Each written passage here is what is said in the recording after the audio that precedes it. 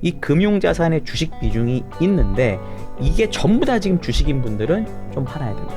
현금을 좀 남겨놔야 된다. 어떤 종목이 제일 많이 빠졌으면 이거는 위험 시그널이에요. 왜? 회사가 망할지도 모른다는 뜻이니까.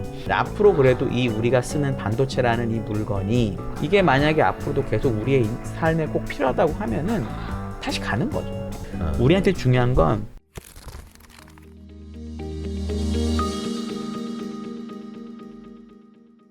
한화투자증권에서 글로벌 리서치 맡고 있는 한상희 팀장님, 어서 오십시오. 안녕하십니까. 처음 모셨습니다. 네. 글로벌 리서치가 국가별로는 어디부터 어디까지? 거의 다 대부분 이제 미국 주식이라고 보면 될까요? 저희는 미국하고 중국 이 두 개를 핵심적인 지역으로 삼고 있습니다.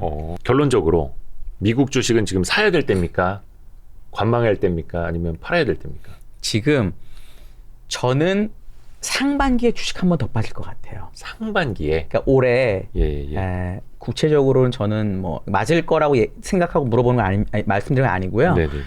한 3, 4월 정도에는 실제 주식이 한 번 더 빠질 수 있겠다. 빠르면 2월에도 라고 생각을 하는데 네.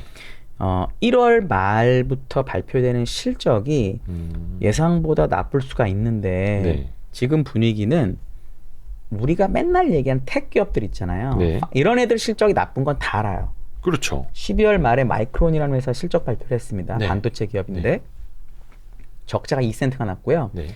다음 분기 가이던스는 62센트 적자였습니다. 그러니까 주당 순이익. 네. 그리고 D램의 빗 그로스가 마이너스 20%가 넘었고요. 그러니까 D램의 출하량이 감소가 그렇죠. 엄청났고 가격도 20% 넘게 빠졌거든요. 네. 근데 그날 주가 얼마 빠졌을 것 같으세요? 실적 발표한 날? 마이크론? 많이 안 빠지지 않았나요? 2%밖에 안 빠졌습니다. 예. 신기하지 않으세요? 주당 62센트 적자를 분기에 발표한 적이 한 번도 없어요. 역대 최대의 거의 적자고 20%씩 출하량을 줄였는데 가격이 또 20% 준 것도 거의 없는 일이거든요. 네. 그럼 실적으로만 보면 정말 안 좋은 거예요. 정말. 그렇죠. 예. 근데 주가 2%밖에 안 빠졌습니다. 무슨 얘기냐면 다 알고 있는 거죠. 알고 있고. 그러니까 그런 실적들이 나쁠 거라는 것에 대한 거는 주가에 벌써 반영이 된 것 같아요. 네. 이번 실적 시즌에 우리가 주의해야 될 거는 작년에 실적 발표했을 때 실적이 별로 안 빠졌던 애들에 대해서 걱정해야 돼요. 예를 들어 현재까지 나스닥 같은 경우는 실적 추정치가 고점에서 20% 이상 벌써 하향 조정이 됐습니다. 네. 다우존스 지수는 6%밖에 조정이 안 됐어요. 그러니까 다우에 있는 것들이 소위 말하는 뭐 가치주나 경기 민감주나 경기 방어주가 훨씬 많거든요. 왜냐하면 네. 다우는 그러니까 가격 가중 지수기 때문에 그렇죠. 그런 애들이 훨씬 덜 빠진 거예요, 실적이. 그럼 이제 여기서 보통 말씀하시는 게 한상희 씨 실적이 덜 빠진 애가 좋은 거 아니냐고. 당연히 그렇죠. 네. 근데 주식은 보통은 우리가 아주 잡주를 하지 않는 한은 보통 돌아오거든요. 그럼 지금까지 덜 빠진 애들이 계속 좋은 게 아니라 얘네들이 오히려 실적이 더 많이 빠질 수 있는 것에 대한 우려를 해야 되는 거죠. 이번 실적 발표 시즌에 저는 그런 애들 실적이 빠지는 것에 주목을 해야 된다고 보고 그러면 주식이 한 번은 더 밀릴 가능성이 되게 있어 보여요. 그래서 전 지금 제가 추천드리는 거는 제가 주식을 예를 들어 뭐 누구나 자산 배분 있죠. 네. 부동산이 있고 뭐 금융자산이 있는데 금융자산 중에 뭐 얼마어치를 내가 주식을 해야 되겠다 계획이 있잖아요. 네. 이 금융자산의 주식 비중이 있는데 이게 전부 다 지금 주식인 분들은 좀 팔아야 된다. 현금을 좀 남겨놔야 된다. 현금 확보. 예, 일부는 해야 된다. 뭐 이걸 다 팔면 안 돼요. 왜냐하면 제가 지금 주식이 빠진다고 주장했지만 네. 맞을 가능성이 얼마나 있겠어요. 그거는 뭐 이제 누구나 다 틀리는 거니까. 네. 하지만 내가 만약에 주식을 지금 다 갖고 있잖아요. 만약에 제 말이 전 안 맞았으면 좋겠는데 혹시나 맞아가지고 네네네. 올해 상반기에 제가 이제 연간 전망에 쓴 게 3,300 하단인데 지금부터 10%좀 넘게 빠지는 거잖아요. 그런 일이 그 벌어지면 3,300의 기준은 S&P 500 S&P 500. 네. 그렇게 되면 보통 저도 마찬가지 보통의 일반적인 저희 구독자분들이 이런 분들이 주식을 그때 팔 가능성이 되게 높아요. 아, 닥쳐서. 네. 지금 미리 팔아놔서 현금이 있잖아요. 예. 그럼 어떻게 할 확률이 높냐면 내가 잘 팔았구나. 3,300 됐으니까 주식을 사야지 해서 주식을 좀 더 오래 끌고 갈 수 있는 힘이 생기거든요. 네.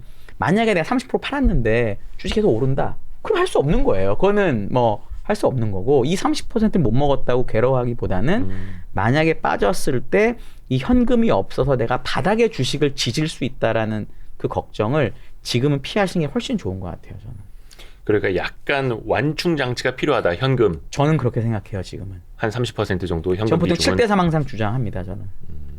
사실 그게 현금 비중 항상 30% 갖고 있어야 된다라고 주장하시는 분들은 시장이 좋을 때도 30% 갖고 있으라고 하거든요. 근데 그게 아니라 지금 위원님은 1분기 중에 조금 안 좋은 상황이 생길 수 있으니 그때를 대비를 해야 된다라는 개념으로. 네. 그러면은 아까 늦어도 3, 4월, 이르면 2월이면 그게 네. 이제 4분기, 22년 4분기 실적이 발표되는 그 어닝 시즌. 저는 말씀하신 그때부터 이벤트가 실적이 있고 FOMC가 있고 2월에 고용 지표가 있고 쭉 이어지거든요. 네. 그 타이밍에서 한번 흔들릴 수 있는 가능성이 되게 높아 보인다라고 생각을 합니다. 그러니까 제일 중요한 게 어떤 거냐면 연간 전망에도 제가 썼었는데 네. 사람들이 생각할 때 실업률이 되게 높고 네. 경제가 되게 나쁘다고 생각하면 되게 주식을 팔아야 될 것 같잖아요. 너무 무섭잖아요. 근데 데이터를 보면 실업률이 높을 때 주식 사면 거의 다 먹습니다. 역으로. 실업률이 빠지는 기간에. 네. 반대로 실업률이 낮았을 때 막 낮다는 얘기는 경기가 너무 좋은 좋다는 거잖아요. 거죠. 그때 주식 사잖아요. 거의 물려요. 왜냐하면 실업률이 올라가는 중간에 주식이 터지거든요. 물론 다시 올라가긴 하겠지만 네. 지금이 어떤 상황이냐면 경기가 너무 안 좋다고 우리가 다 생각하고 있잖아요. 모든 사람들이. 네. 근데 생각보다 경기가 안 나빴던 거예요. 작년에 우리나라 GDP가 2%가 넘었었어요. 우리나라 2%면 대충 잠재 성장률이거든요. 그보다 네. 높았다는 거죠. 네. 그랬기 때문에 우리나라든 미국이든 고용이 너무 괜찮았습니다. 아직도 미국 실업률이 3.7%밖에 안 돼요. 네.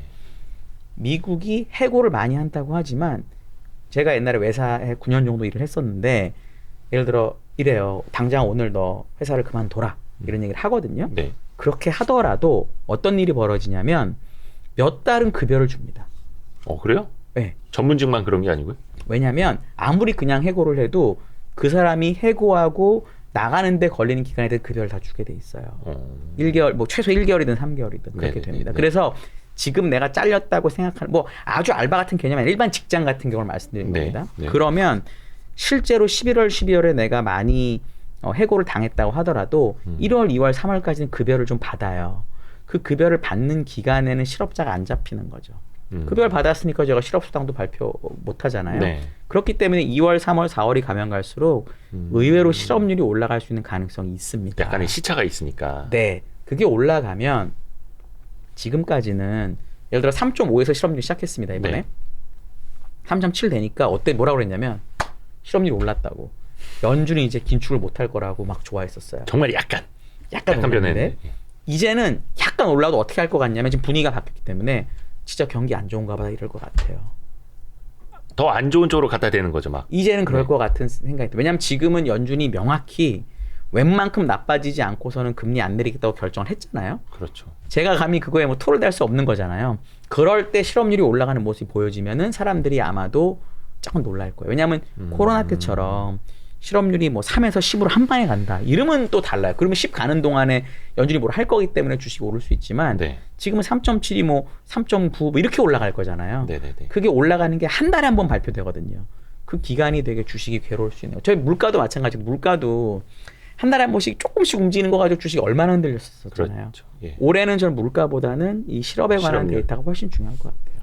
물가보다는 실업률 데이터. 그리고 새해 첫 FOMC 회의가 2월 2일인가 현지 시간으로 그럴 거고 1월 30일, 2월 1일 이렇게 양일간입니다. 30일 그렇게 걸쳐 있구나. 네. 네. 그리고 그 다음이 한 3월 중순이나 말쯤에 있겠죠. 근데 뭐 지난번에 그 12월 의사록 발표된 것도 보면 23년 내 금리 인하는 거의 꿈깨라. 그렇게 얘기하셨죠? 네. 그렇게 있던데. 네. 그러니까 또 이걸 긍정적으로 보시는 분들은 저렇게 그 금리 인하 기대감을 좀 꺾어내려고 하지만 실제로 안 좋은 데이터들이 조금씩 나타나기 시작하면 연준은 금리를 내릴 수도 있어. 말만 저렇게 호키시하게 네. 매파적으로 하는 걸 거야 라고 해당하시는 분들도 있고, 안 좋게 보시는 분들은 연준 말을 거스르면 안 된다. 실제로 말씀하신 것처럼 안 좋은 데이터가 나오면 시장은 거기에 반응을 하고, 네. 그래도 실제 금리 인하까지는 시간이 굉장히 많이 걸릴 것이다. 네. 이렇게 보는데 위원님은 그 후자. 저는 둘 중에 쪽이신 하나를 거고. 골라야 되면 후자라고 말씀을 드리고요. 또 하나 거기 너무 지금 좋은 포인트를 잡아주셨는데 제가 생각하는 건 이렇습니다. 지금은 금리 인하가 되더라도 빨리 못해요. 속도. 왜냐하면 전통적으로는 금리를 올릴 때 천천히 올려요.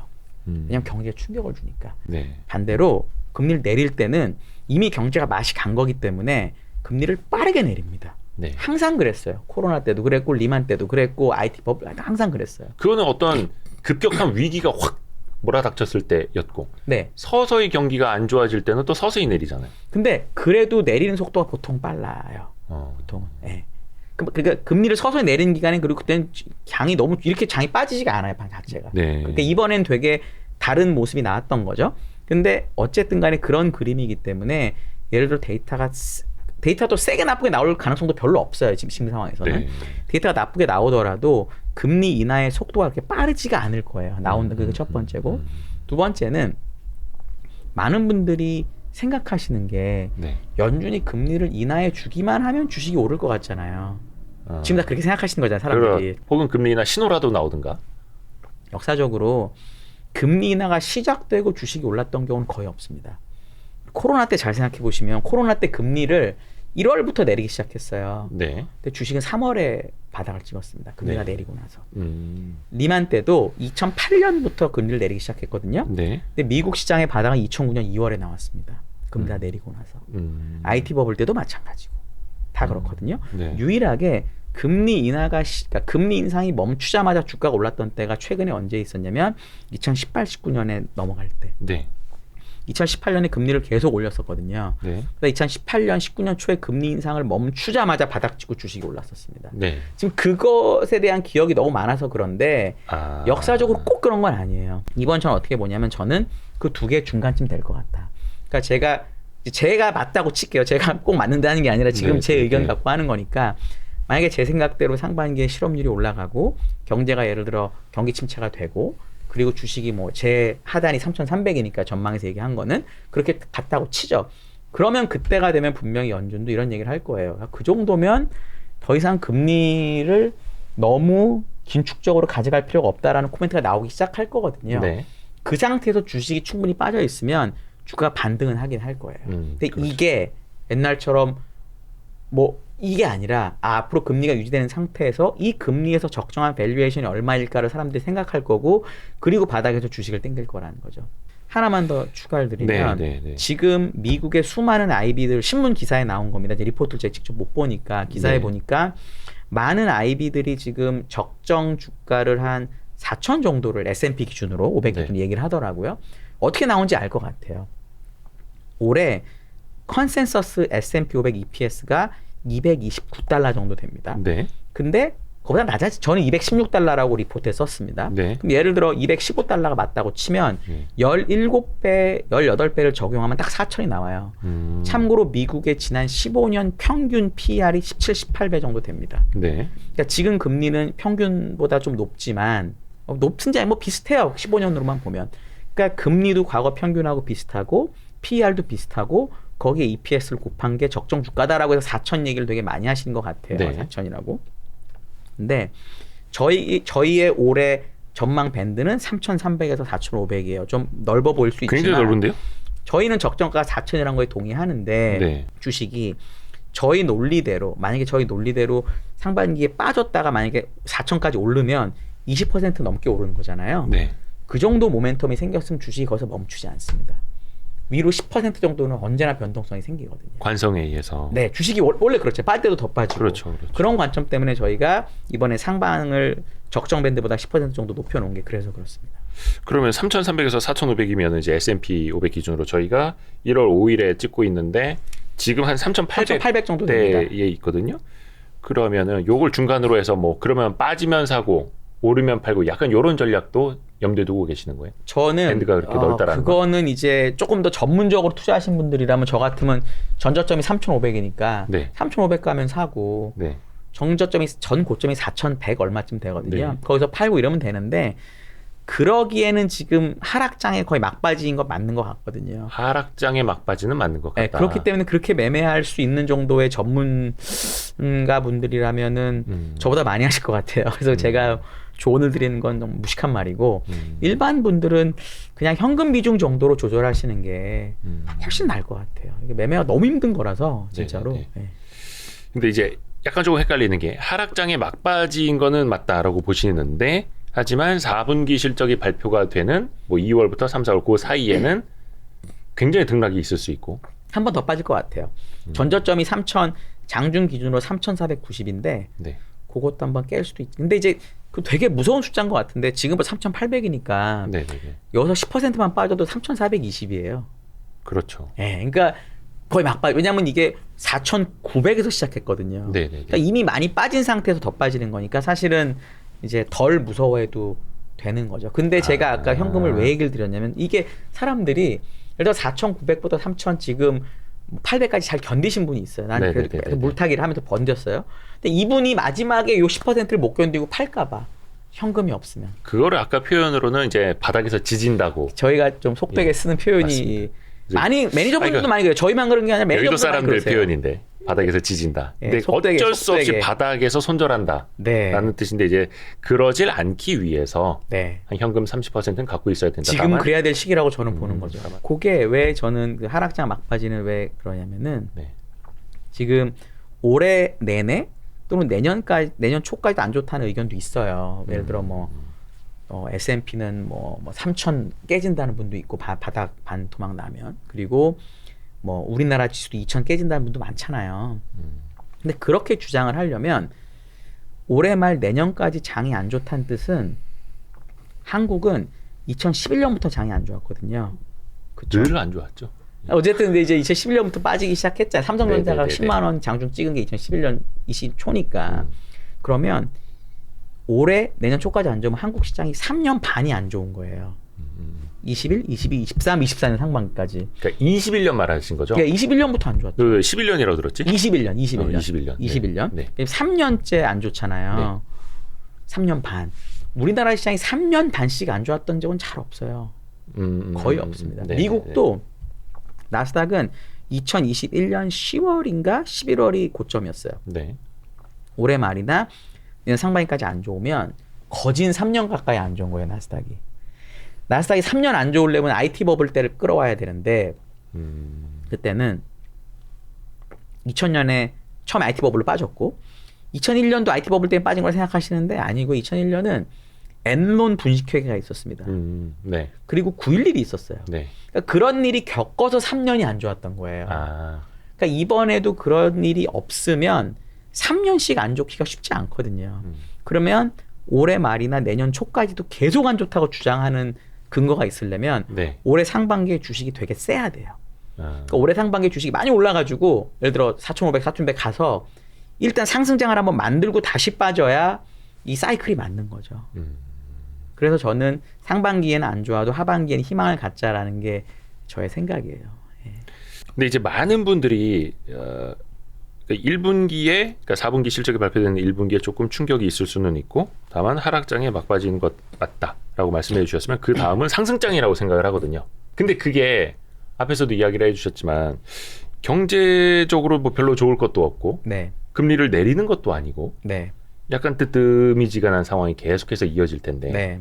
하락장이 상승장으로 돌아설 수 있는 배경들은 뭐가 있는 거예요? 그러면 지금까지 일단 가장 중요한 제일 많이 빠진 거죠. 밸류. 왜냐하면 3,300이라면 만약에 그렇게 거기까지 된다고 간다면. 하면 만약에 그러면 올해 말고 내년 EPS를 한번 생각해 보시죠. 왜냐하면 이미 제가 주장하는 건 올해 하반기에 좀 좋아질 수 있다고 주장하는 거잖아요. 네. 그럼 올해 하반기에 좋다는 얘기는 누구나 EPS를 올해 EPS를 보는 게 아니라 내년 주당 순이익을 볼 거예요. 24년에. 그렇죠. 특히 하반기에는 이제 당연히 그렇게 그 다음에 되겠죠. 보니까. 그럼 올해 만약에 어닝이 얼마나 빠지면 좀 빠지면 내년은 당연히 좋게, 그러니까 실제 좋은지는 일단 변론으로 할게요.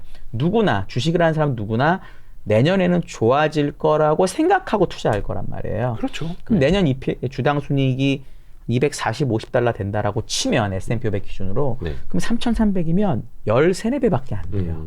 그러면 금리가 5%여도 그러니까 시중 금리가 4%, 5%여도 주식 밸류에이션이 싸 보이는 거죠. 저는 그게 사실 제일 큰 캐털리스트가 되고 지금은 또 반대로 지금은 무위험 10년물 미국채 금리가 3.7, 8% 돼요. 네. 그리고 2년물로 가면 그러니까 기준금리로 가면 이제 1월이면 5%쯤 될 거 아니에요. 네.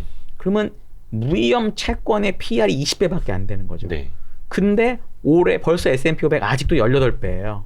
그러면 과연 주식이 싼 건가라고 생각하는 거죠. 그러니까 사람들은 되게 주식이 오를 때 뭔가 캐털리스트가 있을 거라고 생각을 많이 하잖아요. 뭔가 촉매제. 네. 근데 항상 제가 옛날 애널리스트 딴 데서 할 때도 고객이 물어보세요. 어떤 종목을 이렇게 막 피치를 하면 네. 이 종목의 이 주가가 오를 수 있는 이 근거가 그 촉매가 뭐냐 그렇죠, 물어보면 그렇죠. 제가 항상 하는 얘기가 촉매가 있었으면 주식이 이 가격이겠냐고. 촉매를 모르기 때문에 지금 주가 여기 있는 거라고. 그죠. 다 알고 사람들이 있는 촉매 촉매를 기다리고. 알게 되면 그때 가 있을 거기 때문에 당신은 그 촉매를 나한테 물어볼 게 아니라 어떤 게 촉매가 될지 연구하고 밸류에이션 차는 게 훨씬 맞는 거다라고 제가 항상 얘기를 하거든요.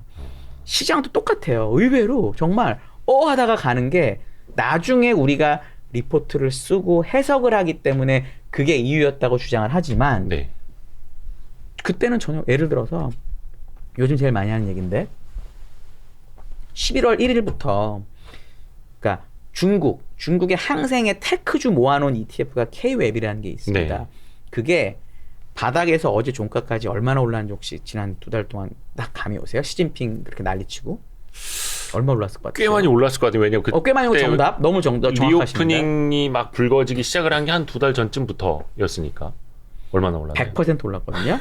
이거 진짜입니다. 찾아보시면 나와요. ETF가요? 네. 레버리지? 아니요. 레버리지 아니고? 네. 찾아보시면 돼요. 근데 중요한 건 그게 시진핑이 3년임하고 난리칠 때 그때 바닥이었잖아요. 그때 리오프닝이 될 거라고 지금 2달 됐다고 생각하시지만 그때는 리오프닝 기대가 0이었어요. 그렇죠. 되겠냐고. 아무도 근데 주식은 얼마나 무섭냐면 그때부터 지금까지 오른 거예요. 이제 리오프닝 얘기가 나오니까 사람들의 기억에는 그때부터 리오프닝 얘기 했나 보지 생각한단 말이에요. 아니거든요. 주식이 먼저 반영을 한 거지. 네. 이제 리오프닝이 이제 나오는 거죠. 네. 예. 그러니까 지금 설명하는 사람은 리오프닝 때문에 올랐다고 생각하지만 그때 보는 사람은 리오프닝은 없었어요. 그때도 다 이제 이거 왜 오르지? 다 그랬어요. 하다가 엄청 올랐어요. 하다가 진짜. 그러니까 그때는 촉매제가 뭔지 리오프닝인지 뭔지가 드러나지 않았을 네. 때. 그걸 이제 리오프닝을 믿었던 사람은 샀겠죠 그때. 그 돈을 지가 번 거고. 그걸 리오프닝 촉매 기다렸던 사람은 이제 막 볼 텐데 부담스럽죠. 짧은 그쵸. 기간에 많이 올랐어요. 바닥에서 100% 올라간 다음에 올라타기는 쉽지 않죠. 그건 이제 기술에 따라 다르요. 어쨌든 느낌상은 그렇잖아요. 그래서 저는 아까 얘기하신 질문이 되게 좋고 많이 물어보시는 거라서 항상 이렇게 대답을 드려요. 그러니까 분명히 어떤 이유인지는 나중에 알게 될 거예요. 주식이 오르고 나서. 네. 근데 결국 그거를 알아내는 방법은 밸류를 결국 찾는 수밖에 없고 그리고 그게 과연 지금 얼마나 그러니까 무위험 미자유라고 비교했을 때 괜찮은지 이게 훨씬 더 중요한 이슈일 것 같아요. 저는 그 주가의 어떤 트리거라고도 표현을 하고, 트리거. 예, 촉매제라고도 표현을 하고, 그거 여쭤보려고 한상희 팀장님 불렀는데, 그게 아니라 촉매는 모른다. 항상 시장이 오르고 난 다음에 그 촉매가 이거였구나, 이게 방아쇠였구나를 알게 되는데, 보통 그렇게 많이 알게 돼요. 촉매를 찾기 전에 밸류를 먼저 보면 된다. 저는 그렇게 생각하는 편이에요. 그러니까 최고의 호재는 주가가 싸졌다라는 그 자체니까요. 그러면은 앞에서도 말씀을 해주셨던 게 S&P 500으로도 네. 말씀을 해주셨고 17배, 과거 평균이 4,000포인트. 과거 평균에 한 200 몇 정도 달러 곱하면 그 정도 딱 그렇죠. 나오긴 해요. EPS 한 215달러 정도 네네, 아까 말씀을 정도 해주셨고. 나와요. 그러면 지금 상태로 보면 막 싸지도 않고 비싼 것도 아니고. 네. 근데 항상 주가는 그런 것 같아요. 현재 딱 지금 놓고 보자면 항상 애매해. 싸지도 않고 비싸지도 항상 애매해. 그러니까 지나고 봐야 저때 살 걸 저때 되게 저렴했구나가 되는데. 네. 근데 항상 이렇게 생각을 해야 되나? 지금은 항상 뜨뜨미지근하고 지금은 항상 중간인 것 같고. 그게 정말 너무너무 어렵고요. 말씀하신 질문이 진짜로 맞는 게 어려워요. 그래서 저는 항상 어떤 느낌을 그냥 갖냐면 네. 바닥이 어딘지를 맞출 수는 없어요. 네. 없습니다. 그건 진짜 없습니다. 그래서 상식적으로 봤을 때 예를 들어 EPS가 지금 제가 얼마라고 말씀드렸잖아요. 네, 네. 저는 215라고 생각하지만 그걸 누가 알겠어요. 예를 들어 보시는 분이 하셔가지고 200이 아니라 나는 한 210일 것 같아. 200일 것 같아. 이렇게 생각하시고 그 다음에 미국의 무위험 이자율이 5% 지금 현재 기준금리가 5% 정도 될 거니까 네. 20배거든요. 역수니까. 예. 그럼 나는 무위험 이자율이 20배일 때 주식은 예를 들어 열 몇 배가 적정한 것 같아 라고 생각하면 숫자가 딱 나오잖아요. 네. 그거는 지키시면 돼요. 그러니까 그걸 딱 지켜놓고 보다 내려오면 싼가 보다 이렇게 보시면 제일 안 틀릴 수 있어요. 그래서 저는 그걸 알려드리려고 애널리스트니까 맞는지 틀린지는 모르겠지만 숫자를 드리는 이유가 제 리포트에 보면은 저점, 그러니까 베어 케이스, 베이스 케이스, 불 케이스가 나와 있어요. 네, 그러니까 네. 베어가 3,300이고 불 케이스가 4,500이고 베이스 케이스가 제가 또 4,000 정도 될 거예요. 네, 네. 그러니까 요걸 기준으로 제게 맡다는 게 아니라 만약에 기준이 필요하시면 요걸 기준으로 보시고 접근하셔도 사실 제일 좋죠. 근데 사실 제일 좋은 거는 미국 주식은 매달 월급 얼마씩 사는 게 제일 좋긴 해요. 적립식으로. 그냥 나스닥이든 다우든 S&P든 하는 게 제일 좋은데 잘 못하시더라고요. 저는 그렇게 ETF를 하고 있지만 이제 못하시는 ETF 를 분들도 하시구나. 많으시니까. 뭐 예를 들어서 뭐 보너스 나오고 혹시나 이제 연말 정산하고 나서 환급금 나오고 하면 그게 한 방입니다. 배당금 또 한 4월에 받으면 그거 다 그냥 들어갑니다. 근데 배당금 받은 거는 저는 그러니까 보너스 이건 모르겠어요. 그거는 정말 사람마다 다르니까. 네네. 근데 저는 제 친구들 그러니까 제가 옛날에 썼던 책에서 계속 주장했던 게 뭐냐면 배당은 예. 주식에서 나온 거잖아요. 그렇죠. 이건 원래 주식 재투자하라고 나온 돈이에요.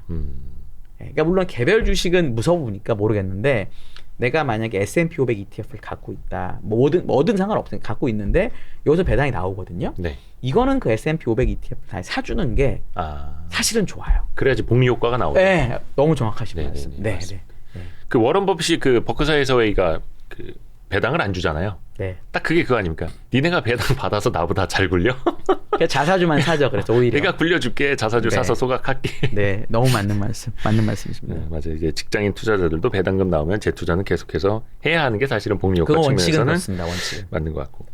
그리고 아까 어떤 그 지수적인 측면에서 계속 이제 S&P 500 기준으로 말씀을 해주셨는데 다우랑 나스닥도 좀 같이 나눠서 보면 좋을 것 같아요. 특히 2022년에는 다우는 한 8.8% 빠지는데 그쳤고 네.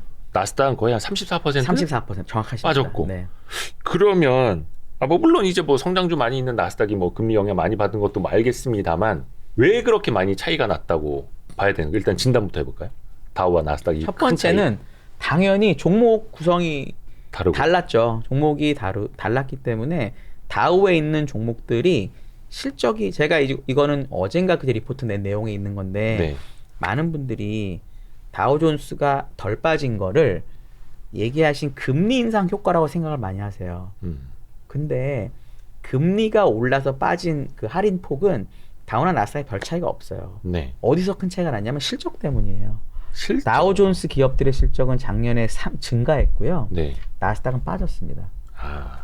2020년을 2020년을 우리 딱 2년 3년 전으로 돌아갈게요. 네. 코로나가 터지고 그때는 나스닥이 다우보다 훨씬 올랐거든요. 네. 그때 뭐라고 그랬냐면 언택트가 시작됐고 4차 산업혁명이 시작됐고 모든 세상이 바뀌었다고 난리였어요. 그렇죠. 근데 지금 숫자를 보면 왜 그랬냐? 나스닥 기업들의 실적이 다우보다 훨씬 좋았어요. 그냥 기대감만으로 막 그렇게 된 게 아니라 그렇게 됐습니다. 21년은 비슷했어요. 그래서 주가 비슷했고 작년은 그래서 재작년은 주가를 둘이 비슷했고 작년은 실적이 벌어졌어요. 근데 이제는 또 뭐라냐면 그런 뭐 이런 택이나 이런 건 다 맛이 갔고 부경제가 최고래요. 3년 전에는 어떻게 된 거죠? 저는 그런 거는 별로 믿지 않고 네. 결국은 어떤 회사가 실적을 많이 냈었냐가 훨씬 중요하다고 생각을 해요. 그 차이가 사실 제일 컸다라는 게 저는 첫 번째인 것 같고 네. 두 번째는 나스닥이 34% 빠졌는데 네. 작년에 한국의 달러 지수하고 우리나라 MSCI 코리아 지수의 달러판하고 네. 나스닥하고 누가 더 많이 빠졌을 것 같으세요? 작년에? 일단 코스피는 나스닥보다는 덜 빠졌고 코스닥은 나스닥보다 더 많이 빠졌는데 그러니까 달러까지 감안하면 그럼 환율까지 더 많이 감안. 빠졌겠죠? 근데 예. 코스피가 2% 덜 빠졌어요. 코스피가 덜 32, 나스닥이 34예요. 그건 어떤 의미로 봐야 돼요, 그럼? 그 정도로 나스닥이 작년에 많이 빠졌다는 거죠. 왜? 테슬라가 작년에 비트코인보다 더 빠졌습니다. 그렇죠. 네, 테슬라라는 종목이. 그러니까 결국은 우리가 어떤 종목에 대해서 주식을 파는 이유가 네. 걔가 뭐 아까 얘기드린 구조적인 이유, 금리 이런 게 아니라 그냥 사람들이 팔면서 팔린 부분도 많다라는 거죠. 그러니까 팔던 관성에 의해서 팔리게 된 게 많다라는 거예요. 어떤 지수가 전체에서 꼴찌했다는 얘기는 사람들이 매우 많이 팔았다는 겁니다. 그렇죠. 그 주식을. 네. 반대로 말하면 예를 들어 나스닥이 지수가 아니고 종목이라면 네.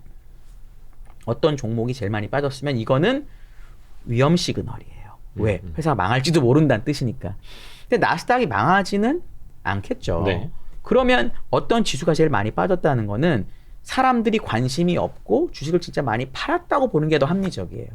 그러면 오히려 뒤집혀질 수 있다라는 가능성을 보시는 게 더 맞는 거라는 거죠. 거꾸로 봐야 된다. 지금까지 빠진 이유가 기업이 구조적으로 망해서 빠진 게 아니라면 그렇게 해석하는 게 더 나은 것 같아요. 그러니까 많이 빠졌을수록 어디선가 이제 밸류가 나온다라는 논리로도 읽히는데 네. 그러면 결정적 차이가 이제 실적이었으면 네. 23년도 실적 전망을 좀 비교를 해봐야 될 텐데 네.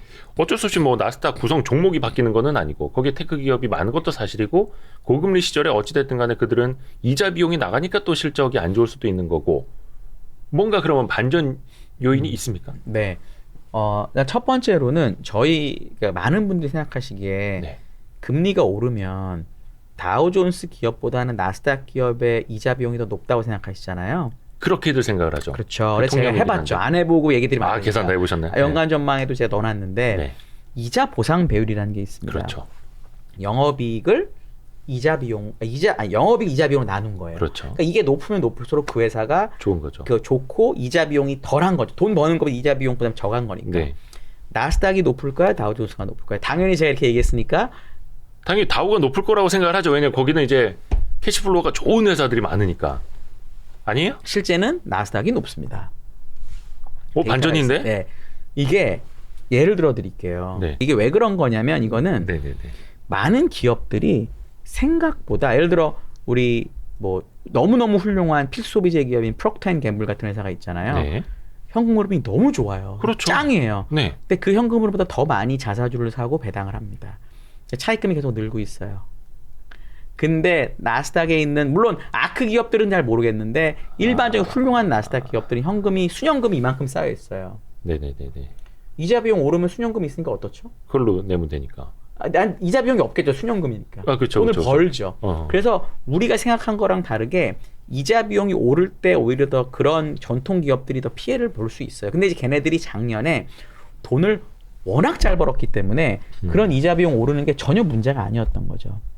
그래서 이자 비용 때문에 실적이 안 나온 건 아니다. 나스닥이 그게 1번이고요. 야, 이거 사실 통념은 아닙니다만 어떻게 보면 편견이었는데 네. 편견을 깨야 된다는. 네. 그게 1번. 2번은 뭐냐면 작년에 왜 실적 왜 안 나왔냐? 네. 다른 데 비용이 많았어요. 예를 들어 특히나 작년에 우리를 많이 슬프게 했던 게 메타랑 알파벳입니다. 두 종목이 실적이 항상 날 줄 알았는데 아마존도 마찬가지고 네. 걔네가 실적이 깨졌어요. 그렇죠. 왜? 매출은 안 는 게 아니에요. 매출은 증가했습니다. 네. 어느 정도. 근데 그 전년도부터 막 사람 뽑고 뭐 서버에 투자하고 이랬잖아요. 네. 그 비용이 너무 많이 늘어나는 거죠. 근데 매출은 그만큼 못 늘고 거기서 다 터졌거든요. 그래서 그 회사들이 지금은 사람을 안 뽑고 구조조정하고 비용 덜 쓰겠다고 하잖아요. 네. 근데 걔네들의 매출 증가는 되게 안정적이에요. 오히려. 구글하고 메타를 뭐 물론 옛날부터 덜 쓰지만 그렇다고 그 광고비나 이런 게 많이 줄까요? 5% 10% 계속 늘어요. 근데 지금은 원래는 여태까지는 20-30%씩 성장한다고 봤기 때문에 투자도 그렇게 했던 거죠. 근데 작년은 매출이 5%밖에 못 늘고 비용을 많이 쓰니까 이익이 역성장이 난 거예요.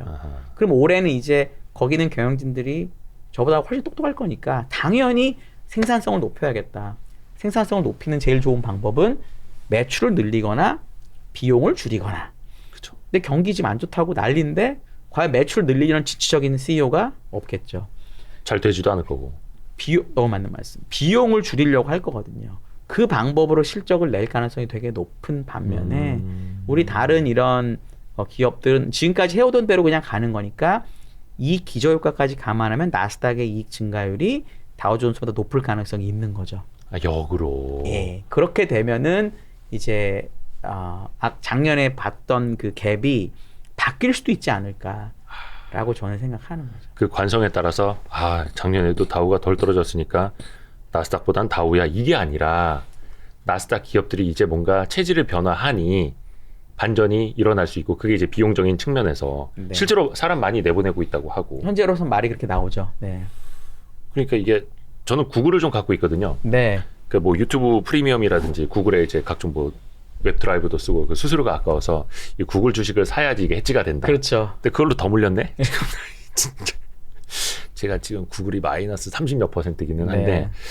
뭐 물을 탈 시점을 좀 봐야 될 것 같고. 네. 근데 이제 메타 같은 경우에 이제 앞에서 말씀하신 것처럼 2022년에 많은 사람들을 슬프게 한 주식. 네. 연말에는 테슬라가 좀 더 많이 역전을 했습니다만. 근데 또 바닥에서 올라오면은 얘들도 무섭게 또 올라오지 않습니까? 메타 지금 50% 넘게 50%쯤 올랐죠, 바닥에서. 바닥에서? 네. 80 몇 달러 하던 게 지금 120 몇 달러니까요. 물론 이게 그 조커버그가 그때 뭐 직원들 앞에서 눈물을 흘렸네 만에 뭐 그런 얘기 나온 다음부터도 더 많이 빠지기는 했었는데 네. 그래도 바닥에서는 그만큼 올라왔다. 한 40%좀 되겠네요. 하여튼 꽤 많이 올랐어요. 그거는 그럼 어떤 배경에서 그러니까 올라왔을까요? 이런 거죠. 지금 알파벳하고 네. 아마존하고 네. 메타가 지난 며칠 동안 주식이 되게 괜찮아요. 네. 이것도 제 그냥 해석입니다. 저 잘 모르겠어요. 작년에 실적이 안 깨진 애들을 먼저 때리는 것 같습니다. 테슬라가 실적이 별로 안 깨졌고요, 작년에. 자꾸 사람들이 실적 깨졌다고 생각하는데 깨진 건 아니에요. 왜냐하면 판매량이 40% 늘었잖아요. 아니 그러니까 그 연간 판매량이 47% 증가했는데 목표가 50%였는데 근데 뭐 좀 미달했다고 팬 거고. 그 3%포인트 미달했다고 이제 팬 거고.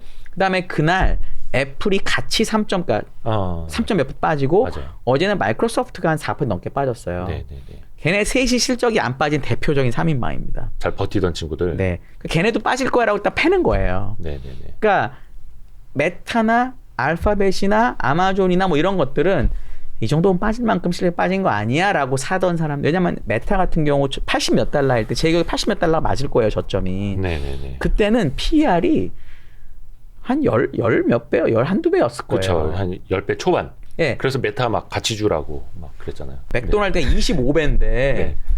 메타가 물론 맥도날드만큼 필수적인지에 대해서는 사람마다 생각이 다르겠지만 네. 11배면 너무 싸지 않아라고 생각하는 사람이 있었던 거죠. 그 정도면 이제 코스닥 와야 되는데. 그러니까 주식이 이렇게 땡겨진 것 같아요. 알파벳도 제 기억에 16배까지 한번 갔다 온 것 같아요. 네네네. 그러면은 야, 16배면 너무 싸지 않아 이런 생각을 사람들이 했던 거 아닐까? 저는 그 변화는 밸류- 없었어요. 그 사이에 무슨 회사가 바뀐 건 하나도 없어요. 그 밸류면은 뭐 S&P 500 밸류나 나스닥 밸류나 나스닥보다 훨씬 싼 거죠. 나스닥 평균이 20 몇 배고 S&P보다 싸졌으니까 이 정도면 괜찮지 않아 생각한 것 같아요. 근데 물론 이제 그 이야기가 한 몇 달 전에도 나왔었어요. 그 페이스북이 계속 밀릴 때도 떨어질 네. 때도 얘네 밸류에이션이 이제 나스닥 평균도 안 된다. 훨씬 더 낮다. 거의 가치주 밸류에이션이다. 근데 사실 주가라는 게 떨어지는 관성에서 더 떨어질 수도 맞습니다. 있고. 왜냐면 뭐 당장 반전 요인이 없으니까. 그랬는데 하여튼 거기서는 바닥을 찾기는 힘들었던 거고. 그럼 이제 바닥을 치고 올라온 거는 그래도 이제 반전 요인을 뭐 쓰고 있다라고 보시는 건가요? 그건 아닌 거죠. 왜냐하면 지금 메타가 실적 발표하고 나서 빠지고 그 다음부터 11월부터인가 올랐을 거예요. 네네네. 근데 그 사이에 메타 관련된 무슨 뉴스가 기억나시는 거 있으세요? 이제는 별로 많이 안 달아줘요. 아마 뉴스 자체가 없었어요. 자체가. 그러니까 그 메타가. 이런 거죠. 아웃 오브 안중 아오안이라고 하잖아요. 예. 아오안 비슷하게 된 거예요. 그러니까 이제 오히려 주식이 된 거죠. 그냥 사람들이 포기하고 그러니까 누군가는 잊혀지니까. 이제가 밸류가 있다고 생각하는 사람들이 주식을 사기 시작한 거죠. 예. 그러니까 진짜로 그러니까 이게 물론 좀 더 올라서 사람들이 관심 가지면 이유를 찾을지도 몰라요. 뭐 XR이 잘 됐다, VR이 잘 됐다, 뭐 찾을 수 있는데. 근데 그것도 아니던데요. 그 오큘러스 2 이것도 잘 안 팔린다던데. 그러니까 1월 말에 이제 1월 말에 메타 실적이 나올 거잖아요. 예. 그날 이제 주식 어떻게 될지 봐야죠. 예를 들어 그날 4분기 실적이 좋을지 나쁠지 아무도 모르겠는데 네. 예를 들어 실적이 나빴는데도 들 빠지잖아요. 이건 확실하게 이제 그 소신파들이 메타를 가져간 거고. 예. 저는 이제 제가 처음에 이 업계에 와서 봤던 책이 2권 있어요. 2권. 네네. 하나는 우라가미 군유의 주식시장 흐름 읽는 거고 네네. 하나는 앙드레 코스톨라니의 돈 뜨겁게 사랑하고 네네네. 차갑게 2004년에 처음 본 책인데 네. 그분 앙드레 코스톨라니가 주장하는 게 소신파 손에 있는 주식을 사야 된다. 그렇죠. 예. 부안의 동파가 아니라. 그러니까 메타는 부안의 동파에서 소신파로 계속 넘어왔던 것 같아요. 그래서 지금까지는 주식이 이렇게 된 거고. 부안의 동판이 이제 다 떨어져 나갔고. 단지 아닌지는 모르겠지만 많이 떨어져. 왜냐면 주식이 너무 잘 버티고 있으니까 지금. 네네네. 이런 움직임 사이에서. 네. 그런 생각이 좀 드는 거죠. 아하. 네. 그러니까 어디가 적정가인지 사실 모르겠는데 주식이 바닥에서 40%쯤 올라온 거는 맞거든요. 그거는 팩트니까. 주가는. 네. 근데 또 정말 그렇게 빠져서 가치주보다도 싼 밸류에이션 영역에 가 있으면 웬만한 악재에도 둔감해지고 실적이 안 나와도 뭐 이미 다 반영이 됐다라고도 반영을 하고 그게 무서운 거죠. 항상. 메타는 그리고 지금 워낙 현금도 많고 그러니까 망하진 않겠지 이런 생각도 있는 거고. 근데 이제 중요한 거는 그럼 여기서도 그거를 사야 될 땐가를 봐야 되는데 그 연간 전망 통해서 쓰신 것도 보면 2023년 관심주들이 있지 않습니까? 네. 제 기억에는 메타가 거기 포함되는 것 같은데. 미국 시장 1월 4일 기준으로 네. 메타가 어제도 2% 128달러예요. 128달러. 많이 올라왔네요. 예, 그게 11월 저희가 이 리포트 쓴 게 11월 20 며칠 그때 주가는 110달러 정도 돼요. 예. 그러니까 바닥은 보니까 88달러였네요. 네. 지금 128이에요. 예. 그러니까 그때부터 10% 정도 올라온 상태거든요. 근데 저는 저는 자료 쓰실 때보다. 예. 네. 근데 저는 지금 여기 그 사이트 기준으로 보니까 PR이 12배 정도로 나와. 13배 정도로 나와요. 그러면 지금도 비싸다는 느낌은 전 별로 들지 않아요. 근데 타이밍 와이즈로 보면 이제 1월에 4분기 실적이 어떨지가 모르겠잖아요, 지금. 네. 뭐 어떻게 될지가 모르겠으니까 그 부분에 대해서 사람들이 확인하고 가려는 심리는 있겠죠. 네. 보니까 저점이 88.09달러였고요, 정확하게. 네. 촬영일 전 1월 4일 종가가 127.37달러였습니다. 그럼 지금도 여전히 전 지금도 비싸다는 생각은 안 듭니다. 네, 비싸다는 생각은 들지 않습니다. 그렇죠. 뭐 사실상 뭐 한 10% 변동 때문에 그 연간 관심도를 그럼요. 넣고 저는 그런 건 아니니까. 그런 건 아니라고 생각해요. 지금 이 표를 저희가 좀 화면에 띄워놓고 있는데 미국 선호기업 이거는 이제 11월에 발간됐던 2023년 연간 네, 전망을 통해서 쭉 리스트업을 해주셨던 거고 구글, 메타, 아마존, 에어비앤비, 이거 마스터카드구나. 네. 그리고 P&G, 프록터앤갬블 있고 우버 테크놀로지 있고 이거는 이 뭐야? 셔윈 윌리엄스는 미국의 페인트 기업입니다. 페인트 회사. 예. 오, 사람들이- 페인트 같은. 예. 예. 그리고 금융은 찰스 슈왑. 네. 그리고 뉴 포트리스 에너지. 이거는 그 전통 에너지는 아니고 가스를 액화하고 뭐 이런 약간 FLNG를 많이 빌려줘가지고 뭐 유럽에 이렇게 하는 그런 회사예요. 그래서 작년에 주가 되게 좋았었는데 그 해상 LNG 뭐 그런 비슷한 기지 같은 회사입니다. 것들. 네, 그런 것들이에요. 그래서 저희가 이제 이건 연간 전망이었기 때문에 업종별로 좀 배분을 한 거고 그래서 보시면 저희가 올해 가장 그래도 상대적으로 좋아 보이는 게 커뮤니케이션하고 경기 소비재다 보니까 그걸 2개씩 넣은 거고 이거 택도 하나 여기서 넣은 제가 거고. 질문을 드려야 돼요. 이거 네. 끊고 들어가야 돼요. 이거는 왜냐하면 경기가 안 좋다. 네. 그리고 내수 소비재, 그러니까 미국 입장에서 소비 안 좋을 거다. 금리도 높고 뭐 살인적이고 경기 침체된다는데. 네. 그래도 커뮤니케이션은 대부분 이제 수익 기반이 광고 아닙니까? 네. 기업도 힘들어 죽겠는데 광고 늘리겠느냐? 이 논리로 많은 분들이 적지 않은 분들이 경기 소비재랑 커뮤니케이션 줄여야 된다라고 하거든요. 근데 위원이 완전 반대로 보고 계시는 거네요. 제가 평균 회계를 주장하는데 그래서 주식 작년에 많이 빠졌잖아요. 네네네. 그러니까 우리가 제가 이제 이 일을 하는데 저희 직원들한테 얘기를 많이 하는 게 우리는 기자도 아니고 우리는 컨설턴트도 아니다. 우리는 경제 상황을 맞추는 거는 전혀 관심이 없고 주식이 어떻게 될지만 생각하면 되는데 돈을 벌어줄 주식. 작년에 지금 얘기하신 게 완전 맞는 말씀이거든요. 네. 그래서 주식이 작년 60% 빠졌잖아요. 그렇죠. 네, 그러면 굳이 이걸 또 그 논리를 1년 더 가져가야 되는 이유를 찾아야 되는 거죠. 또 하나는 경기가 안 좋다면서요. 네. 경기가 안 좋으면 전통산업 광고는 줄어도 모바일 광고 늘지도 몰라요. 그건 모른다는 거죠, 그거는. 네네네. 기업들이 광고를 0으로 가져가진 않을 거 아니에요. 더 효율적으로 하려고 하겠죠. 네. 그러면 구글 메타보다 더 효율적인 데가 있을지 생각해 봐야 돼요. 구글 메타 같이. 더 큰 데 같은 데 하지 않을까요? 왜냐면 메타 인스타그램도 메타입니다, 사실. 많은 분들이 그렇죠, 인스타그램. 예, 저희가 까먹고 있지만 메타는 그러니까 페이스북은 덜 써도 인스타그램은 맞아. 나쁘지 않아요. 오히려 요즘에 인스타그램을 더 먼저 쓰죠. 네, 그렇게 되고 그러니까 그런 걸 모른다는 거예요. 그러니까 그 논리가 틀리다는 게 아니라 충분히 말이 되는데 아하. 이렇게도 생각할 수 있다는 거죠. 경기 소비자도 마찬가지인 게 지금까지 뭐 에어비앤비나 특히나 저 아마존 같은 경우 사람 많고 뭐 안 좋다고 주식이 이렇게 많이 빠졌어요. 네네네. 그러면 얘네가 더 빠지려면 작년보다 더 나쁜 게 뭐가 있어야 돼요. 뭘까? 그러니까 경기가 진짜로 예를 들어 FOMC 연준에서 올해 GDP 성장률을 0.5로 잡았습니다. 네. 내년 1.6이에요. 그럼 내년 1.6이니까 연준 입장에서만 보면 올해 한 막판 되면 1. 몇 % 나온다고 생각하는 거잖아요. 네. GDP는 연속적인 경우가 많으니까. 그러면 연준이 드디어 올해 상반기가 경기 침체가 왔다고 인정하는 거잖아요. 네. 올 거라고. 근데 그 폭이 그래봤자 마이너스 뭐 0.5, 1%란 얘기잖아요. 네. 0.5가 나오려면 그죠? 연준 말을 따른다면. 네. 그럼 그 정도 경기 침체는 저 주가에 반영이 된 걸 수도 있다라는 거죠.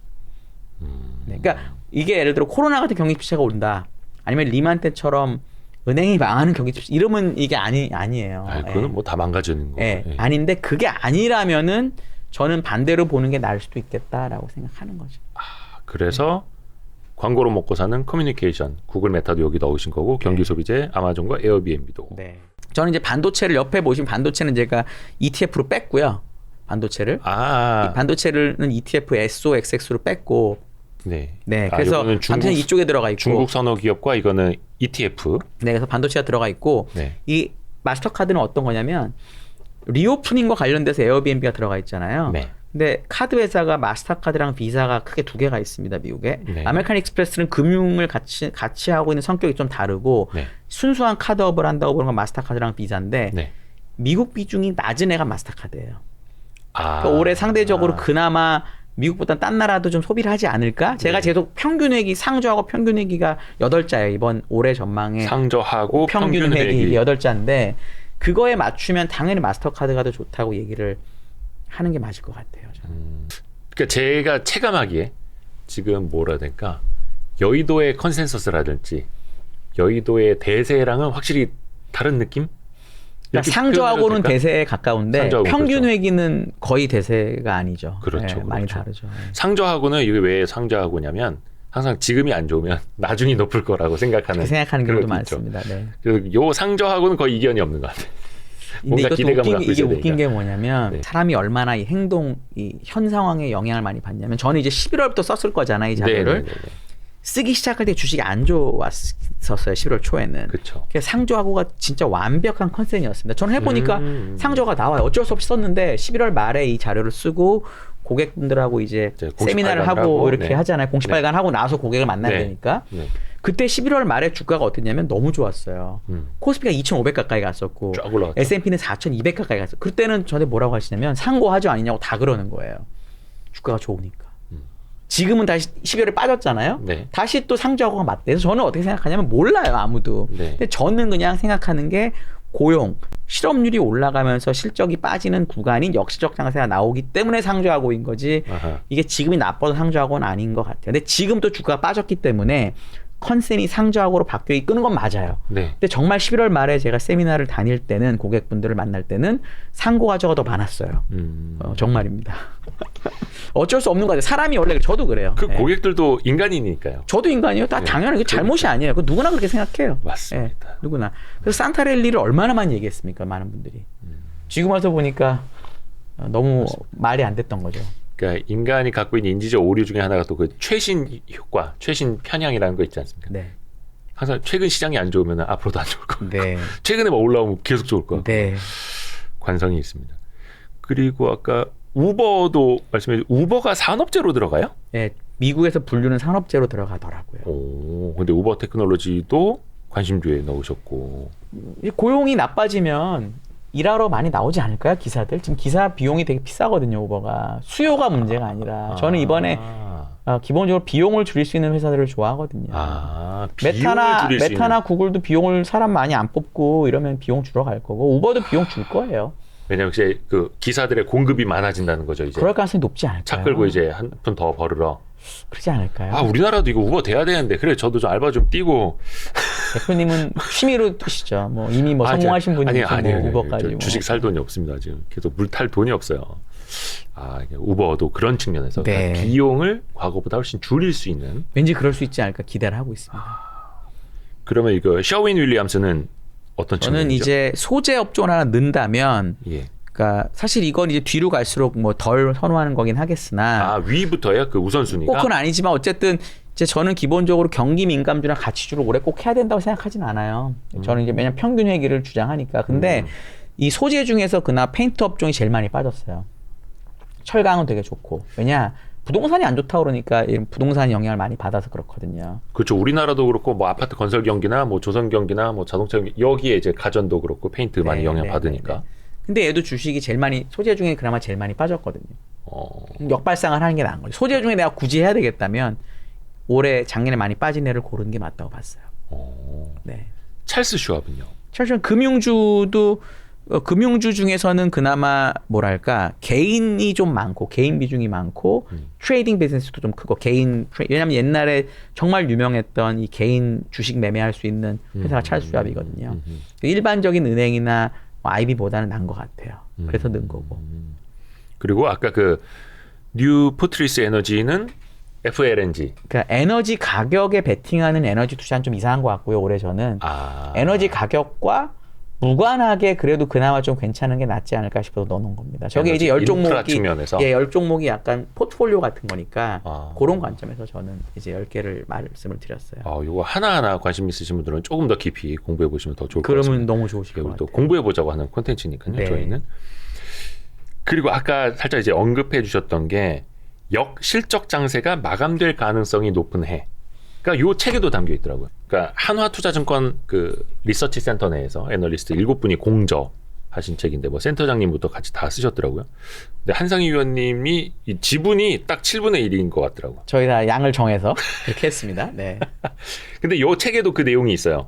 올해 역실적 장세가 마감될 가능성이 높은 해. 네. 근데 약간 요것도 조금 풀이가 필요한데 그러면 이제 실적이 안 좋아서 그 안 좋아진 실적 때문에 주가가 빠지는 게 이제 그런 마무리가 되는 건가?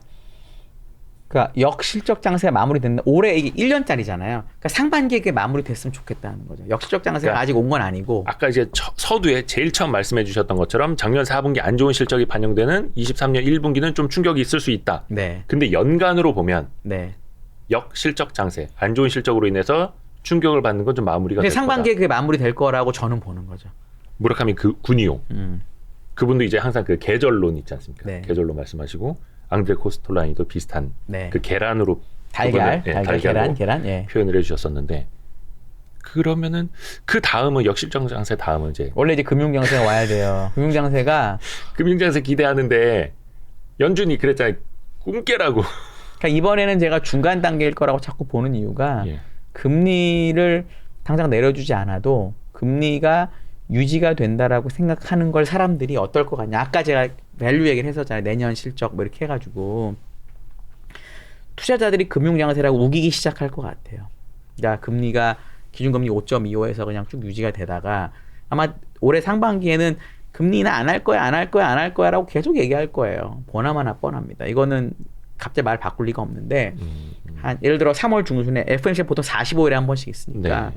뭐 3월 중순에 하고 뭐 5월 초에 하고 이렇게 하다가 한 7, 8월쯤 여름쯤 되면은 이럴 것 같아요. 만약에 진짜 제 예상대로 실업률이 막 많이 올라가 있고 한번 주식이 뭐 3,400~500으로 빠져 있고 뭐 이러면 이제는 우리도 뭔가의 뭐 변화를 생각할 거 이런 식으로 말을 이렇게 털어버리면 뉘앙스를 좀 털어버리면 흘리겠죠. 주식이 많이 빠져 있잖아요. 예. 그럼 사람들이 싸구나. 그러면 23년 제가 얘기하는 게 이제 여름 7, 8월이잖아요, 벌써. 네. 24년이 되면 금융장세가 오겠지라고 생각하고 주식은 그때 모두 건드릴 거죠. 우리한테 중요한 건 실제 금리가 내리거나 완화를 해서 금융장세가 오는지는 전혀 중요하지 않아요. 네. 사람들이 금융장세를 믿고 주식이 오르면 그게 금융장세인 거예요. 이게 진짜 명언이다. 그러니까 항상 주식은 선반영이 되고 보통 그런 거예요. 뭐 6개월, 1년 또 그 이상도 앞서가고 네. 그러니까 당장 금리가 인하되거나 인하될 시그널이 나오거나 그게 아니라 사람들이 금리 인하가 머지않아 될 거다 믿고 사면 그게 금융장세다. 네. 그러니까 주식이 많이 빠져 있어야 되고 주식이 안 빠졌으면 안 올 그때는 또 생각이 달라질 거예요. 아무리 피벗을 얘기해도 아직 멀었어 할 텐데 주가가 빠져 있잖아요. 아까 네네네네. 제가 얘기한 숫자 정도로 빠져 있으면 그럼 그렇게 사람들이 주장할 거예요. 이 정도면 싸지 않아? 이러면서. 근데 아까 서두에 해주셨던 말이랑 조금 이제 제가 헷갈리는데 네. 주식은 금리 인하를 하고 나서 오른다고 네, 표현을 해주셨잖아요. 여태까지 역사도 그랬어요. 이번에는 그러니까 제가 그 중간 단계라고 보는 이유가 예. 주식이 오랫동안 너무 많이 빠져서 그렇죠. 그러니까 3,300이 되면 만약에 예. 그러면 S&P 500이 고점에서 얼마 빠지는 거냐면 1,600포인트가 빠지는 거라서 30% 넘게 빠지는 거예요. 그러면 사람들이 근데 지금까지 30% 빠진 적이 몇 번 있었잖아요. 근데 금리가 올라가는 중간이었어요. 그러니까 아무리 내가 우기고 싶어도 금융장세라고 우기고 싶어도 금리가 오르는 중간에 우길 수는 없어요. 그리고 실적도 안 깨졌었잖아요. 그동안에. 그러면 우리가 실적 장세에서 금융 장세로 넘을 수는 없거든요. 네, 네. 반드시 중간에 역실적 장세를 겪어야 되는데 안 겪은 상태에서는 우길 수가 없는 거죠. 근데 만약에 올해 상반기에 고용이 나빠지고 뭐 이래서 실적이 깨지고 이런 단계를 거치고 나면 우기는 사람들이 그리고 주식이 빠진 상태라면 3천 몇백까지 빠진 상태라면 네, 네. 우기는 사람이 생길 거예요. 그러면 금융자산으로 간다라는 거죠. 물론 금리 인하가 언제 오고 실제로 원래는 금리 인하가 다 온 다음에 주식 오르는 게 맞아요. 근데 이번에는 제가 아까도 얘기 드렸지만 금리 인하가 시작이 돼도 천천히 내려갈 가능성이 되게 높아요. 왜냐하면 경기가 옛날만큼 아주 나쁘진 않으니까.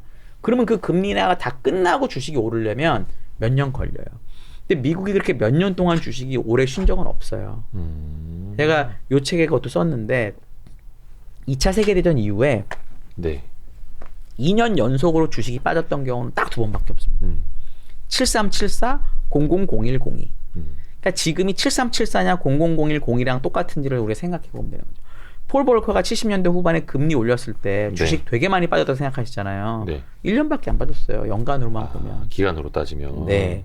그리고 리만 때도 주식 진짜 미칠 뻔했는데 1년 빠졌어요. 2008년. 빠르고 격하게 빠져서 우리의 기억에 좀 네. 크게 남아 있어서 네. 그렇죠. 그래서 누군가가 콜을 하는데 2년 연속 주식이 빠진다라는 콜을 하면 네. 논리가 명확해야 돼요. 그러니까 과거에 없었던 일을 주장하려면 과거에 없었던 일이 일어나야 되는 요인이 있잖아요. 그러니까 제가 제일 이상한 게 IMF 기준으로 올해 세계 경제 성장률 1점 몇 %예요. 네, 네. 플러스. 네. 괜찮은 거 아니에요? 그 숫자가 맞으면? 근데 왜 옛날에 지난 80년 동안 2번밖에 없었던 일이 벌어지냐는 거죠. 그러니까 만약에 올해도 주식이 더 많이, 그러니까 제가 생각하는 3,300이 아니라 막 2,000 뭐 이렇게 가려고 주장하려면 올해 세계 GDP 성장률을 훨씬 나쁘게 봐야 돼요. 그 논리가 맞아야 돼요. 그러니까 저는 제가 맞다는 얘기가 아니라 논리를 맞춰야 된다는 거죠. 올해를 작살난다고 보는 사람은 올해 경제를 훨씬 나쁘게 봐야 돼요. 그분은 그리고 지금 당장 모든 자산을 현금으로 바꿔야 돼요. 달러로. 예, 사실은. 근데 그만큼 주가는 안 좋은 걸 다 반영을 하고 있고 어떻게 이제 보면 15% 빠지면 정말 다 반영하는 것 같아요. 저는. 예. 그렇죠. 네네네. 그게 이제 S&P 500 기준으로 3,300. 네, 저희가 주장하는 건 이라고 그렇습니다. 보신 거고 그때 되면 어쩔 수 없이 지수는 바닥으로 빠져 있고 금리 인상은 거의 다 왔고 금리 인상 없는 거죠, 아예. 그렇죠. 금리 인상 없을 거고 인하는 몰라도 인상은 없는 게 거의 확실해지고. 그러면 그 이후에 남아 있는 건 시간은 걸릴지언정 금융 장세로 갈 수밖에 없고 간다라고 주장할 것 같아요, 사람들이. 이 정도 사람들이 막 금융 장세 믿는 거죠, 막. 네, 믿고 그리고 장이 많이 빠지고 내년 EPS가 200 몇씩, 13배 뭐 이렇게 생각할 수 있을 거라는 거죠. 이거 싸네 뭐 이런 개념 이 분명히 나올 거예요. 다만 그게 이제 뭐 23년 연말이 될지 언제가 될지는 모르겠지만 또 주가가 많이 오르면 연준에서 또 이제 뭘 어떻게 할 수도 있겠죠. 매파가 이제 매를 들 거고. 그럴 수도 있죠. 근데 또 많이 떨어져 있으면은 또 매파 형님들도 비둘기탈을 쓰고 나올 수도 있고. 그럴 수도 있죠. 그러니까 그게 사람 미치는 건데. 네. 그러니까 이제 중요한 게 옛날에는 3천 몇 배에 가더라도 예. 금리가 올라가는 중간이었고 끝이 안 보였던 거예요, 긴축이. 네, 네. 그러니까 이제 상승 무슨 장세라고 우길 수가 없는 거예요. 강세장이라고. 근데 지금은 어쨌든 금리 인상은 일단은 끝이라고 믿고 싶고요. 저는 5.25가 끝이라고 믿고 싶고. 그러면 터널은 저희가 끝이 보인단 말이에요. 그럼 사람들이 생각을 바꿀 수가 있는 거죠. 그러니까 똑같은 3,400, 3,300이었어도 그때는 연준이 언제까지 금리를 못 올릴지 모르니까 무서워서 할인율이 얼마인지 모르니까 적정 밸류에이션 얼마인지 모르니까 못 건드렸던 사람들도 이제 기준금리 몇 % 확정.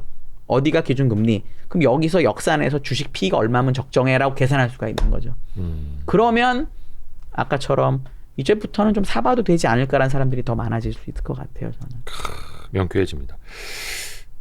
진짜 그 뭐라 해야 되나 감명 깊게 읽으신 책 2권으로 뭐 앙드레 코스톨라니 그다음에 이제 무라카미 쿠니오 맨 처음에 읽은 책. 보더라도 감명 깊기도 했지만 맨 처음에 읽은 책. 약간 그저 데뷔하자마자 여기 오자마자 읽었지 여의도에. 뭐지? 좀 거위가 알을 깨고 딱 나왔을 때 처음 본 비슷합니다. 이제 예. 어미로 생각하는 거죠. 정확하십니다. 예. 평균 회기 맞습니다. 평균 회기가 돼야 됩니다. 안 되면 좀 죽을 것 같습니다. 제발 그렇게 했으면 좋겠어요. 예. 그죠? 뭐 이러다 세상이 끝나진 않을 거니까 네. 사이클은 이제 돌고 그게 진짜 궁금해요. 중국의 리오프닝. 네. 이게 선진국 경기들을 그래도 안 좋게 보시는 분들도 중국에서의 수요가 대한민국 경기를 좀 견인해 줄 수 있다. 네. 이런 말씀들은 굉장히 많이 하시던데 팀장님도 거기에 동의를 하시는지 견해가 어떠신지 좀 궁금합니다. 저는 그래서 중국이 좋아지긴 하겠죠. 뭐 계속 나쁘겠습니까? 네네네. 이것도 평균회가 똑같은 거고 좋아지면은 저는 그래서 자꾸 이제 면세점이나 화장품이나 이런 걸 많이 보시잖아요. 네네. 저는 중국이 좋아지면 제일 좋아질 건 반도체밖에 없죠. 아. 우리나라 중국의 1위 수출품이 반도체예요. 저는 그런 관점으로 보는 게 더 낫다. 그러니까 자꾸 이제 중국 사람이 여행 와서 뭐 하는 걸 생각을 많이 하시는데 중국이 진짜 소비가 좋아지고 뭐 실제로 될지 안 될지는 이제 가봐야 되겠지만 좋아지면 중국이 우리나라에서 제일 많이 살 거는 반도체예요. 화학 제품 이런 걸 많이 사겠죠. 그렇죠. 진짜 냉정하게 얘기하면 중국에서 우리나라 자동차 이제 안 팔리고요. 삼성 미안하지만 핸드폰도 안 팔리고요. 이게 좀 그러니까 중국 애들 입장에서 봤을 때는 아주 하이 퀄리티, 하이 브랜드인 애플이나 테슬라를 사거나 아니면 자국 브랜드를 사는 거죠. 화장품도 유럽 거만 사고. 그런데 D램은 너무너무 저는 이제 약간 국뽕 있는 사람이에요. 약간 전 약간 한국 바이어스가 되게 많은 사람이에요. 한국 되게 좋아하고. 네네. D램은 전 세계에서 우리나라가 최고예요. 그렇죠. 그거는 뭐 압도적으로 최고. 게임이 안 되게 최고예요. 그래서 중국도 한한령이라고 해서 뭐 게임 안 해주고 막 이랬었잖아요. 막 우리나라 못 오게 하고. 네네네. 사드 때문에. 그 기간 동안에 반도체 수출이 얼마나 늘었는 줄 아십니까? 한국에서? 엄청 늘었어요. 사야 돼요. 없으면 안 돼요. 그거는 중국이 뭐 미워도 사야 되는 거고 싫어도 사야 되는 거고. 네. 그러니까 만약에 중국이 진짜로 경기가 많이 좋아지면 더 쓰겠죠. 지금 항생 택 주식가 지금 더블 난 게 좀 비슷한 것 같아요. 택 하는 애들도 더 이제 투자를 하고 해야 되면은 써야죠. 뭐 서버에 쓰든 뭐에 쓰든 건 제가 잘 모르겠지만 뭐 스마트폰에 쓰든 모르겠지만 그러니까 우리나라 중국에서 한국 스마트폰이 안 팔려도 중국제 스마트폰이 잘 팔려도 우리나라 D램은 들어가잖아요. 그렇죠. 낸드랑. 저는 오히려 그런 쪽으로 그냥 한번 생각을 해보시는 게 물론 반도체는 제가 전문가가 아니니까 전문가한테 여쭤보셔야 되겠지만 네. 그냥 그런 흐름은 가능하지 않을까 싶어요. 저는. 네네네. 좋습니다. 그 중국 선호 기업 몇 개 꼽으신 것도 네. 이것도 이제 중국 담당하는 애널리스트가 따로 이제 작업을 한 거겠지만. 근데 이건 어떠냐면은 네. 이게 11월 20 며칠에 한 건데요. 네. 이때부터 한 달 동안 예를 들어 저기 보시면 여기는 CTG 듀티 프리라는 회사가 있습니다. 메뉴에. 제가 면세점 기업인데 제가 한 달 동안 30% 넘게 올랐어요. 오, 그래요? 네. 그러니까 이게 이제 지금도 좋은지에 대해서는 제가 뭐 명확하게 모르겠어요. 또 많이 올랐으니까. 한 달 만에 30% 올랐어요. 정말. 28.9%. 한 달 전에 보셨어야 되는데 항상 주식은 그렇습니다. 지난달에 들었어야 됐고. 아니죠. 근데 지난달에 들었으면 저기 안 올랐을 수도 있어요. 이게 제가 안 오르고 있으면은 그거 안 오를 것 같은데요, 또 이러고. 그러니까 제가 사람만이. 만약에 한 달 전에 와서 말씀드렸으면 저게 주식이 안 올랐을 수도 있습니다. 원래 부정 타서 그럴 수도 있습니다. 네. 그리고 중국의 뭐 이거 항공사 같네요. 남방항공. 사우스는 남쪽이니까요. 네, 그리고 노라 저거는 반도체 무슨 장비 회사가 뭐 그럴 거고요. 네네네. 허스는 뭐더라? 저거 뭔지 모르겠고. CSSC는 저게 중국의 건설사라고 하더라고요. 건설사. 네네. 좋습니다. 이거는 이제 중국 담당 애널리스트가 네, 넣으신 저희 부분이고. 정재영 연구원이라고 정말 훌륭한 이 책에도 한 꼭지를 썼습니다. 그래서 저랑 같이 일하고 있는 부경대를 나온 아주 훌륭한 친구가 있습니다. 네. 그리고 아까 그 말씀하셨던 ETF도 밑에 있습니다. 속스 이거는 이제 미국의 이제 반도체. 네. 그리고 IHI 미국의 의료기기. 메디컬 디바이스. 그다음에 마지막 건 바이오. 그다음에 중국의 저 위에 건 아마 저희 중국 테크일 거고요. 네네. 밑에 두 개는 중국, 위에 세 개는 미국입니다. 네. 근데 그 속스 이거 또 이제 물려 있으신 분들이 굉장히 많긴 한데 네. 그 반도체가 나아질 거라는 농구의 배경은 좀 어떻게? 그러니까 일단 미국 일단 속스는 저게 이제 메모리보다 비메모리가 훨씬 많고요. 그죠. 미국은 특히 그렇죠. 네. 그리고 메모리 그러니까 우리 입장에 맨날 헷갈려. 그러니까 비메모리, 메모리 이것도 우리 기준으로 보는 거라. 근데 그냥 그렇게 보셔도 돼요. 시스템 반도체, 뭐 메모리 반도체. 아니야, 비메모리, 메모리로 많이 나눕니다. 네, 그건 그렇게 많이 하고요. 왜냐면 비메모리 너무 다양하기 때문에. 네. 그래서 뭐 우리 2020년, 21년 돌아가시면 다시 옛날로 돌아가기 자꾸 그렇지만 네. 반도체 없으면 큰일 난다면서요. 4차 산업이라면서요, 막 이렇게. 네. 큰일 난다면서요. 근데 지금 그때랑 바뀐 게 있나요? 아무리 생각해봐도 무슨 라이프가 바뀐 건 없는 것 같거든요. 그때보다 반도체를 더 쓰면 더 썼지. 좀 덜 산다면서요. 뭐 PC도 그렇고 스마트폰도 그렇고 서버 투자도. 비용을 줄여야 된다고 생각하니까 서버도 지금 하냐 다음에 하냐 차이가 있는 거니까. 네네네. 그래서 그런 거예요.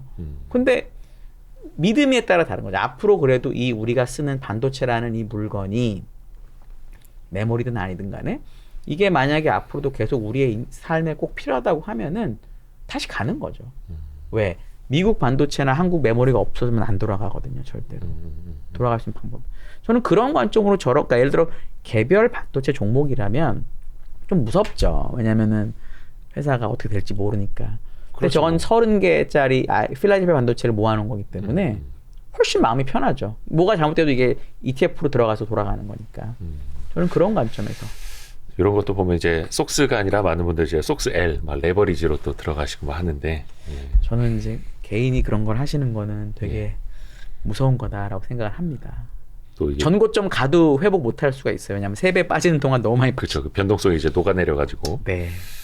좋습니다. 오늘 진짜 다양한 이야기를 나눴습니다. 연간 전망도 그렇고 이제 거의 다 이제 미국 네. 우리가 많이 언급을 했던 건 S&P 500 지수. 근데 네. 이거 이제 아까 막 3,300 이야기하신 게 네. 많은 분들한테 코스피 3,300으로 들릴 수도 아마 있었을 거예요. 아, 잔상 효과, 잔상 그랬으면 효과. 너무 좋겠다. 너무 좋겠어요. 그렇게 됐으면 진짜로 제발 그러면 그랬으면 좋겠습니다. 좋겠어요. 네. 한화투자증권 글로벌 리서치 팀장 한상희 팀장님과 함께했습니다. 고맙습니다. 고맙습니다.